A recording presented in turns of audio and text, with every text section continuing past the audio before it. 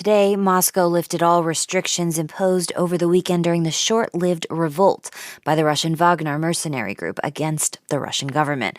Now, while the rebellion was abruptly stopped after a deal was struck, it has raised questions about potential long-term consequences for Russian President Vladimir Putin.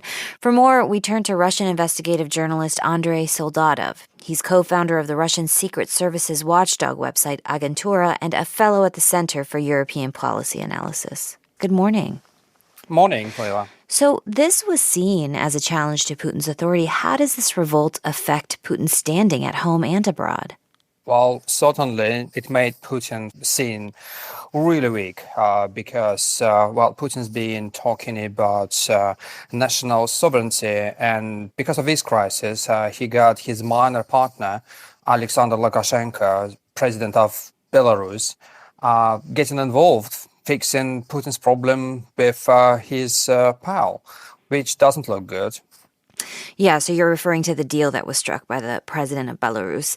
Now, Putin, before this deal was struck, accused his longtime ally and Wagner Group leader, Yevgeny Prigozhin, of treason and then let him go to Belarus without facing charges. Why, and what do you think that says?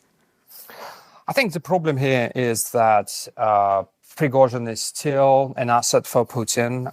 It was quite interesting that almost immediately, Putin's spokesperson Peskov said that all criminal charges against Prigozhin will be dropped, which means that financial activities and all kinds of activities of Prigozhin's companies, and we are talking not only about the Wagner Group, but we are talking, for instance, of a troll factory, which was involved at attack in US election in 2016. Most famously, they're still operational. They still can go as if nothing ever happened. Interesting. So in some ways, what you're saying, this shows really the power of the Wagner Group. I mean, Putin accused him of treason, called it a stab in the back of Russia, and then quickly backed down. Does this weaken him in his position?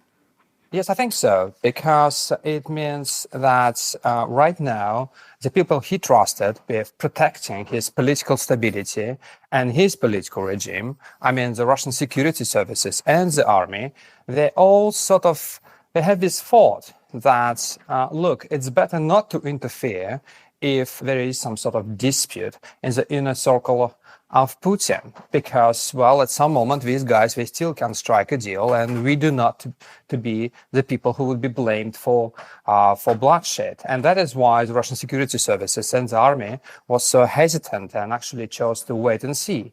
And it looks like they were absolutely right.